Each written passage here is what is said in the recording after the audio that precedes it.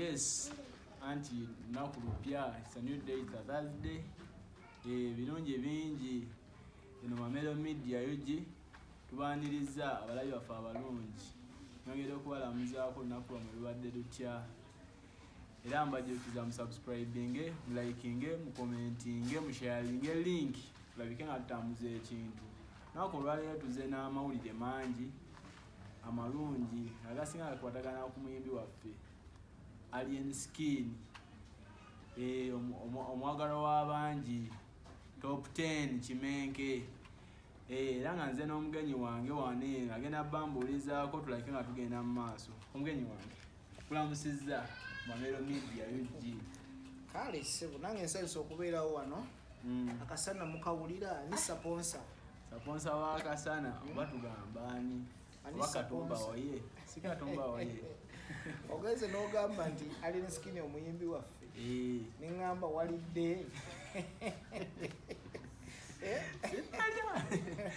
Uyu mwagala w'abangi bamwettanira buli woyita laba mutono mukulu bonna bagamba Alien Skin kwegamba yafuuka kirala nnyo bamwagala. Amina. Leero nokulwa leero nadde empitayita ku mitimbagano nga bamanyi bajjiba nengwa ku interview y'omukulu Alien Skin ng'ali ku Galaxy TV. Ngaina ensonga eno gikonkone eyo zina naye ngomba bagijjaba ngombe yatandikira ku radio radio FM zina kati eno TV gikonkone obenki nyumba kati nabadde mpitayita nendabaka interview eyo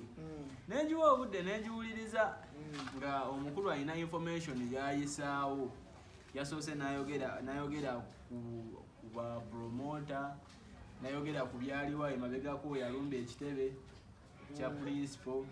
nayogera ku balabe be ekavule, nayogera ku balabe be, nayogera nenkologana gyalina ne King Saha. Naye nga tunagenda maaso tugenda kukwata buli kimu, tugenda kikwata mpola mpola, buli nsonga tugive kasavu kanyama tuve gyetandikira paka gyeggwera. Kati mu kutandika njala twogere ku nsonga ya Nuupu kuba nawulidde agamba naye yaliko Foot Soldier naye gye byagenda bitambula tetwamanya kyatuuka. Olaba kyali kitya Alien kituufu yali Foot Soldier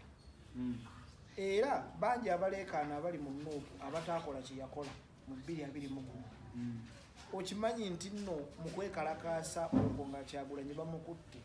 Alien Skin yali omu ku bo abeekalakaasa n'okumusiba ne bamusiba yaliko kube baatu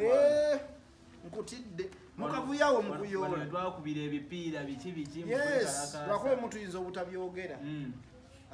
biyinza olulabika obubisaawe neri gavumenti naye yaliko Foot Soldier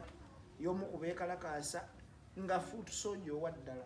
Era ojjukira ne bwe yali atandika okuyimba byonna mubikole naye tokolanga ki tovumanga Bobi Wine tokijjukire ng'ombe eyo. Kati tulina kusooka kwebuuza what went wrong, kyatuukawo wakati buli muntu ali eyo kyayala omumanya kuba alabira ddala wabanga yagambye yali Foot Soldier. Kati buli omu yeebuuza ki ekyamuleetera okukyuka. Abawagizi abamu abeenoonyeza ebyabwe oba naddala abantu abeerimbise mu Nuupu naye nga Kyagulanyi bamulina bye bamunoonyaako. Okusookera ddala ffenna abazze bagobera ensonga zino tumanyi eyaleetera embeera eno okubeerawo eri kati yali Abitex promoter nga bamaze okufuna obutakkaanya ku Nkwakyo Festival nga bizinesi agimuggyeko ayagala mudondola ate ono amaze okulaba ebbeeyi ye ku Freedom City alaba amaanyi weegali amasannyalaze weegali ate amudondola. Jjukira wali yamudondola noli nga tamanyi results zinava ku Freedom City because it was the first time. Oli n'agamba okay kangende nakyo kati amala okulaba ku maanyi n'agamba ate onaddamu amulaga era ayagala mudondola n'amusaba obukadde 10 okuteeka Nkwakyo Festival. Bali bagenda gitegeka Kibuloba Forest Park bali bagenda gitegeka nasooka n'empulira nga bagala gisa mu kisaawe awo kyali tekinnabakubba bulungi ndowooza ekyahamu naye gye byatuuka ne ate ne bagivuga ne bagizza Buloba yali Buloba pressed paka buloba kati omusajja namusaba okadde 10 ono nakwata milioni zali oba 10 oba 2 nasooka namugamba kwatirawo ng'alowooza oli ghetto youth tategeera sente zijjamu malamu agenda okudda namugamba wategedde ku sente zewampa ate ndaba otandise okulanga bw'otampaako zino tokola ki tolanga tonsuubirayo sijja kujja omusajja namukunkula omukono mu kibya Abitex nanyiga misinde naddukirawo nafuna bafutu soja abamu n'abasasula ne batandika okuba omusajja nga bayita mu linnya yes nga bakozesa nuupu nga bagamba nti ono si wakyagulanyi okitegeera era ne batandika olutalo ne bamuwa wikisezi 2 nga taliiwo musajja nanyiga ebbanga lyonna nga asirise paka lwe yeekyawa n'agamba kakati ekijja kijje nakwata kamera najetunuzaamu nababuuza mwampako ku capital wa talent weeks 2 ze mumpadde kasita ziggwako nga siri wansi tujja kulaba kati awo tuli kati saawa eno nti kati embeera eriwo yakweragaliyani tegeeza yavadda embeera yonna eva ku bidi ya promota byatandika promota bwe buzibu mu ngeri yonna ate takyankalaizo nno yekka naye kimanyi nti promota b'ennaku zino basusse buli kimu ekitandie buli kimu ekijja kati mu industry kiva ku bapromota ati balina bwe bakolera ate ne beerimbika mu nkyukakyuka yes kitegeeza bo balambuzi kandi balambuzi yajjalaba n'akeneka ekiriwo n'agenda tolaba nekyeyakola Kyagulanyi ng'amaze omulanga mu lubiri Kyagulanyi okimanyi bamugaana okuyimba ate n'ogamba abantu agenda kubeerayo n'ogaana nti abasasuliddeko ekitundu buli anajja kati n'atalabika nekavayo akasajja nekamukyukira naye nekatandika omuyisaamu eggaali kakati awo oba omanya kkala ze entuufu n'ani gwakolera okitegeera obuzibu bwonna bino byonna tebyandibaddewo na wano wetuli essaawa eno tetwandituuseewo but tutuuseewo mu ngeri egi because of Abitex promoter so Aleski n'agamba kati oba musaze okuteekawo mbeera ya bulabe kekigende mu maaso bwekityo but he was a nice guy era bonna results weziri n'obujulizi bwebuli nga buli wayimba wonna akulaga byonna mu bikole naye tokwatanga ku Bobi Wine tovumanga Bobi Wine tegeeza wali eri mu ntandikwa yalina omukwano n'okwagala okunya okw'ekibiina waliwo era just waliwo abantu abatasibwangako nga Yesu oli agamba wankyukakyuka naye nga tayitangako na mu bulumi naye obanga ku musajja eyakulemberamu abeekalakaasi nawokya ebipiira ne bookya ne poliisi nnamba ne babakwata ne babasiba okitegeera kati embeera esaawa kati tuli wano ku kino tuli mu discussing ensonga eno ti omukulu yavaayo naye n'alumba ekitebe n'awandiikako erinnya lye for me kale it was a sign of provoking but ye ng'omuyimbi yategeera kye bayita show business kiba kicreating autocability n'asigala ng'ali mu matu g'abantu ye nga ye however it was not right okulumba ekitebe because for me personally I support muwagira but I also support Kyagulanyi because akiikirira ensonga zaki za ggwanga lyonna so nekyo olina okikonsidaringa so eno move teyali nnungi nze nga in my opinion but tewali muntu yalumizibwa mu kino kyonna ne provoking eyo yo teyaliiwo okulumba ekitebe yo teyali tekyali kirungi so kyekyo n'ebisigadde obulumi bwonna naye abupiikinga kuva wali ku kyebazi bamukola kuba bamuvumye bagadde omujja mu bizinesi bagadde omukuba obucupa bagadde omukola buli kimu midiya zegasse okumulwanyisa bamugambye bamuwakozi naku mmeka wiikisi 2 n'agamba paka kati myaka egi awo si we yava n'agamba oba amugamba enyimba buli oluyimba luggwako n'atandika okugamba nti kati buli lunaku ngenda fuluma nga tezirina family plan ye buli lunaku azaala oluyimba omukulu oyo si mwangu mwerijjeko naye ye aliwo balabisa oba kati yagamba tebakyamulabisa kati yalabisa tebakyamulumba kati yalumba nga tuvuddeko eyo ensonga yayogeddeko ne ku nkolagana gyalina ne King Saha kuba King Saha alinawo nalaba akatambi wali ali King Saha ng'agamba amulumba kijambiya after nga bavudde mu bya Palaso ne Alien Skin esage yaliwo King Saha yatunula bamujjako interview n'agamba kati obunkenke bweyongedde mu ndongo kati ke kaseera omuntu afune ekijambiya kyatambula oyimba ku stage muliwana nga bwowuba wube ekijambiya olabira omuntu gw'otayisa ku stage okimusonga mutojja so that was King Saha. Kati nkolagana kyeri mu makati gaba bola waliwo enkolagana King Saha ne Alien Skin tebalina buzibu era ne Alien Skin yakyogeddeko n'agamba there is no problem however much nti they are not close naye nga ate no like nti oba communicating on a daily basis but tebalinaako ki tebalinaako buzibu tewali kibeera kiteekeddwawo okay so nga tugenze mu maaso ate ne King Saha alina ekivulu abiri mu nnya sisuubira kumumanyi lwaki futu soja ajja kuba yeefuze ewantu wali abagizi bonna basobola okubeerayo but obutaleetawo mbeera okireka abiri mu nnya cricket over tugenda okubeera King Saha atukubeera lujja kuba lwakutaano cricket over gimanye bivuga byawakutaano akamwanyi kaliwo anyagalaba uno omusajja waliwo naye nga tugeze mu maaso ku mukulu weweke nyini nalabyeko ejjo nawadde ndaba amawulire nendaba waliwo promota weibanda kitundu kyeibanda ng'agamba yamutegekako was it last year before this year oba guno mwaka gwennyini it was last year n'amutegeka ne bateesa ne bakkaanya n'akubisa posters atimbye alanze ti omukulu agenda kujja ne bateesa akasente promoter n'amukwasako miliyoni meka 8 n'azimuwa munfo kuba bali bateeseza miliyoni 12 nga wasigadde balance kati promoter yawe munjogera yadde agambu yali abaze nti no wamuwaako 8 zijja mumutwalirizaako amanye nti no ali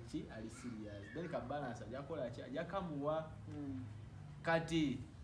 wabaawo be byatusamanya simanyi kyatuukawo wanze nawadde nafukyanzijidde bujuzi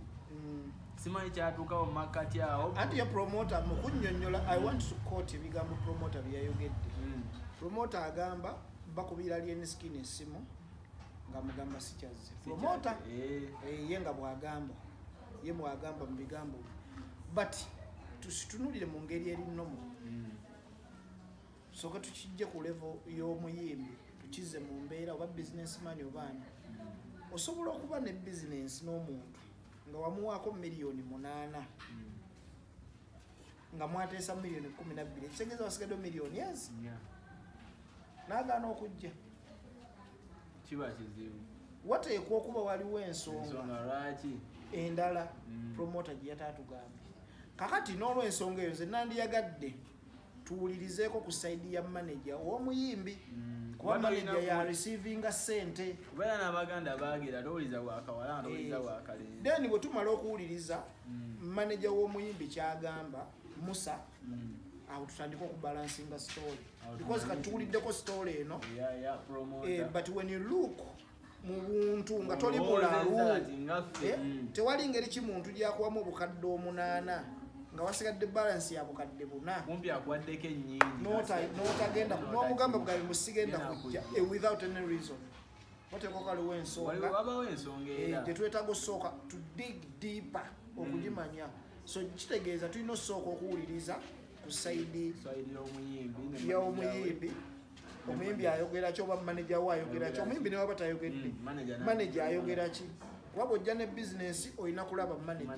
manager yatuukirira omuyimbi namugamba kino kirimu ekinebwe kiri batwetaaga wano ne bakebera schedule yaabwe oba olunaku oluba n'abaawo oba tebalinaako mulimu then ne bakuddira ne bakugamba yes era sente toziwa muyimbi oziwaani manager kati manager ye muntu omutuufu ow'okutunnyonnyola then kati kasa twawulidde side ya promoter tuleko ne ku side yaani ya manager then tutandika okubalansinga tumanye what went wrong wakati awo kuba yavuddeyo nga ali bulala agamba awulira gamba mbu abantu abaali bayingidde buli omu yakwata n'amuddiza ezize omu nga bwavuluma akikola atya mbu yagamba abantu bano bayinza okukola violence ne baasa ebintu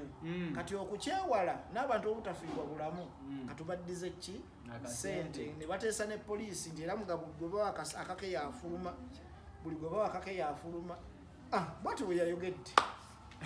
kale ate gye byagweredde ng'agamba sente kati ng'ezaali miliyoni 12 tezikyali 12 zeeyongeddemu oba kati yakibala atya kati ziri 48 expense bwe yabaze yewe yabaze kati ziye zaabanja takyayagala 12 ayala 48 waliwo ebyayonoonebwa kuba yalaze tewali byayonoonebwa kati ye lwaki aba alinyisa akasente okajja ku miliyoni 12 kyenkugambye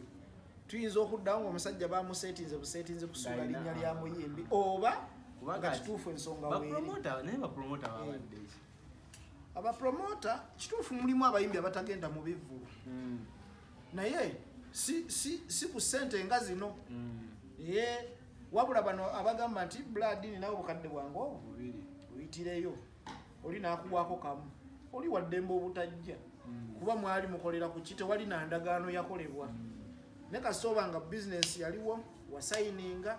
n'opangisa omuyimbi ne risiiti n'ofuna then abatalina nsonga lwaki tajja so kyenandisabye manija w'omuyimbi aveewo ebanga ensonga eno weeri egonjoolebwe ng'obudde banamuwulidde ayagala balamuzi ate abitaddemu poliisi kiyinza okutta erinnya ly'omuyimbi ekyansesezza yagambye mbu yagendako ku poliisi oba yagambye saidi ki yagenda awo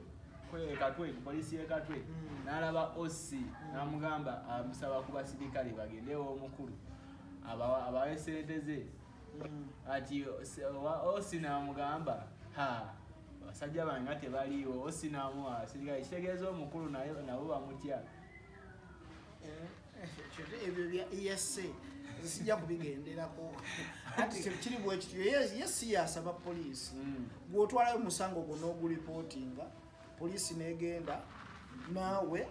nesigwa ate kugigamba nti abasirikale bagende babanye omusajja oli mu Uganda amateeka ogamanyi bwe gatambula tegatambula bwe gati naye kyonna gye kiri so kale nga tugenze mu maaso yayogeddeko ne ku abalabi balina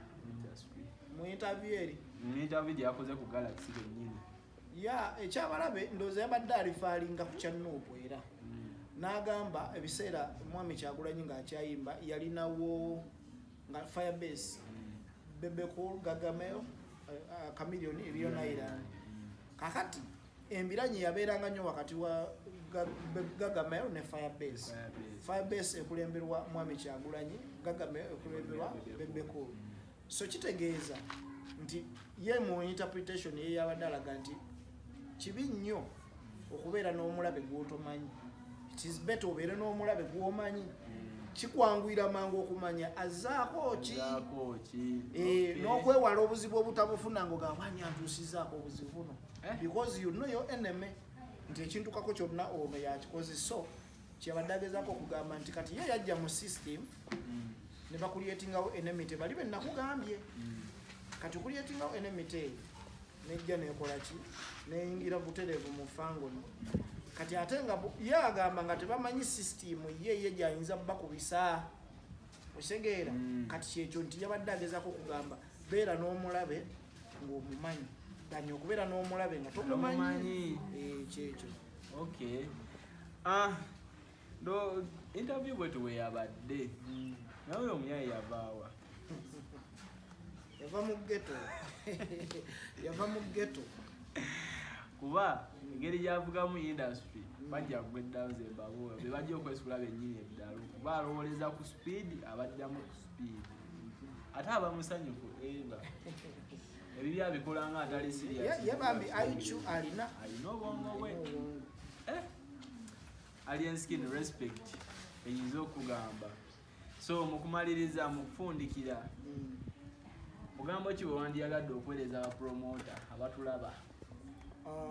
bapromota beetereze baleme kutta ndongo yes politics waali ne bagezeeko nnyo okukikontaininga kireme kutuuka nti kirabika nnyo ate nga bo bennyini be bakikoze nga bwe twalaba Ambitex n'avayo n'agamba nti abantu abakuba obucupa yabasetinga kitegeeza yabasasula akirinamu omukono. That is very bad. Ekigambo ekyo okuva mu promoter omutegesi w'ebivulu ate ng'amanyikiddwa abaddewo for a very long period of time. So nandisabye bapromota beetereze abalabe bamanye engeri gye balina okukolamu omulimu gwabwe. Ye message genyinza okubawo. Okay, na akatalekeka eri bapromota mwetereze. Ekitali ekyo kabonero ngatto naye ekitali ekyo mwetereze. Sigadde era just Mamelo Media omukulu waffe tumwebaza tubereddewo n'abantu baffe mutwagadde mwebale ku likinga mwebale commentinga mwebale ku subscribinga temujjanga okwo mugende ddala mu maaso link mugisharinge ekintu kitambuze tubaleetera ensonga semasonga tubaagala nnyo. Peace and love. Shalom.